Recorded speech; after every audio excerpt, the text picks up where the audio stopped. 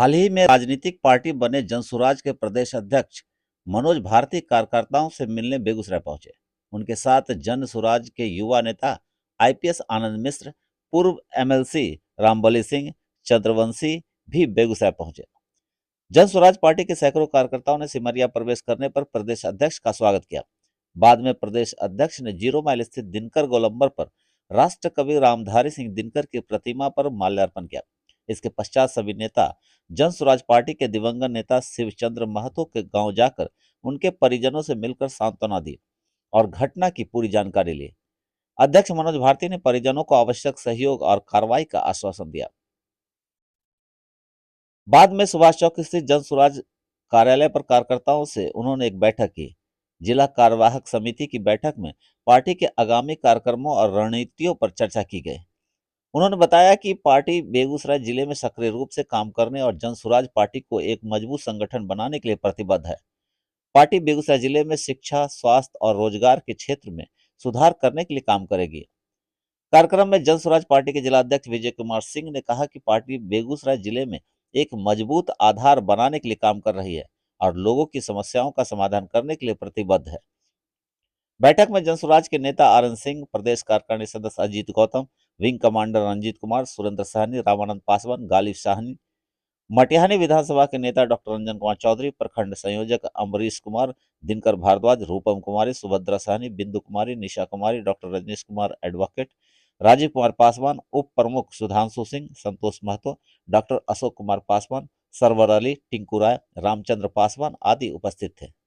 जिन्होंने आज की बैठक इस दिनकर की ऊर्जावान धरती पर आकर किया, निश्चित रूप से जो ओजपूर्ण ये धरती है, जो ऊर्जावान ये धरती है, अध्यक्ष महोदय, मैं आपसे ये पहले ये विश्वास दिलाऊं कि पूरे बिहार में जो संगठन है और बेगूसराय में जो संगठन है, क्योंकि यहाँ इंटेलेक्चुअल लोग भी हैं, पढ़े लिखे लोग भी हैं, बड़े किसान भी हैं, आपके इस बेगूसराय के कमेटी में हर एक लोगों का भरपूर योगदान है।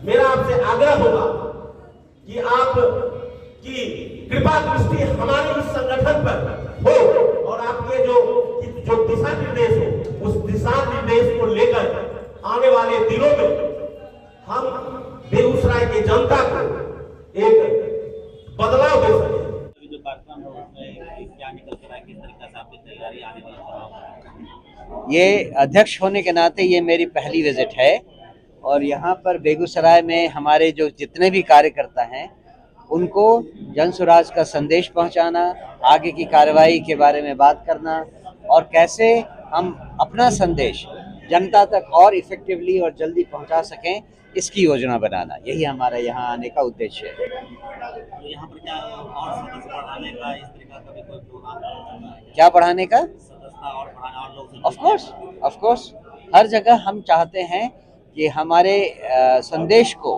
हर घर, हर परिवार, हर आदमी, हर औरत तक पहुंचाया जाए। उसमें हम, मुझे लगता है कि कुछ और काम करने की ज़रूरत है और उसके लिए हम अपनी स्ट्रैटेजी बनाएंगे। क्यों लग रहा है आपको कि सर आने वाले जो चुनाव है उसमें जनता जो है अब आपके तरफ खाती होगी? कैसे लग रहा है? वो इसलिए कि जनता 40 सालों के कुशासन से ग्रस्त है, ऊब गई है और नया रास्ता चाहती है। अभी तक उनके पास कोई विकल्प नहीं था, अब उनके पास एक विकल्प आ गया है जनसुराज के रूप में। तो ये मुझे लगता है कि जनसुराज एक नेचुरल चॉइस है बिहार की और खासकर बेगूसराय की जनता जो है उसके लिए जनसुराज एक नेचुरल चॉइस है। अगले चुनाव में मुझे पूरा विश्वास है कि जनसुराज की बात, जनसुराज का संदेश यहाँ के लोग समझेंगे और अपना आशीर्वाद हमें देंगे। बिहार में मुख्य रूप से रोजगारी और जो शिक्षा लेकर जी, उसको लेकर आपके पास क्या? उसको लेके हमारे पास एक डिटेल्ड योजना है और उस योजना को कैसे कार्यान्वित किया जाए उसके लिए भी एक योजना है। ये सारी चीज़ें डिटेल में फरवरी महीने में हम पार्टी की तरफ से अनाउंस करेंगे, जो हमारा विजन डॉक्यूमेंट है उसमें आपको सारी की सारी चीज़ों, स्ट्रैटेजी और सारे प्लानिंग के बारे में पता चल जाएगा। हमारी खुशी इस बात की है कि केवल 7-8 दिनों के प्रचार में हमारा चुनाव चिन्ह, जैसा आपको मालूम है, स्कूल का बस्ता है, वो 1 नवंबर को मिला था और 11 नवंबर को चुनाव प्रचार खत्म हुए। बीच में दिवाली और छठ का त्यौहार था। मुश्किल से 8-9 दिनों का प्रचार करने का हमें समय मिला। उस 8-9 दिनों में हमने 10% वोटर्स को अपनी बात समझा दी, अपना चुनाव चिन्ह याद करवा दिया। ये कोई कम बड़ी बात नहीं है। 10 दिनों में हमने 10% वोट ले आया है, तो सोचिए 11 महीनों में हम कहाँ चले जाएंगे। बेगूसराय की जनता को अच्छी तरह पता चल गया है कि जन स्वराज के अलावा उनके पास और कोई विकल्प नहीं है। अगर वो भ्रष्टाचार और कुशासन से बचना चाहते हैं, अगर वो अपने बच्चों की अच्छी शिक्षा चाहते हैं और अगर वो अपने युवाओं का पलायन रोकना चाहते हैं, तो केवल और केवल जन स्वराज ही उनको ये दिला सकती है। नहीं तो पिछले 40 सालों की तरह उनको अगले कुछ सालों तक और भी इसी तरह से झेलना पड़ेगा इस कुशासन को, इस गंदे सरकार को। ये सरकार वर्तमान में एनडीए की सरकार है, इसमें क्या शासन में क्या देख रहे हैं, क्या उनका फेल्योर आ रहा है? आप देख लीजिए, कहीं कुछ काम नहीं चल रहा है। आप कोई भी काम करवाने किसी भी सरकारी दफ्तर जाइए, बिना घूस के काम नहीं होता है। गांव में चले जाइए, कोई स्कूल नहीं काम कर रहा है।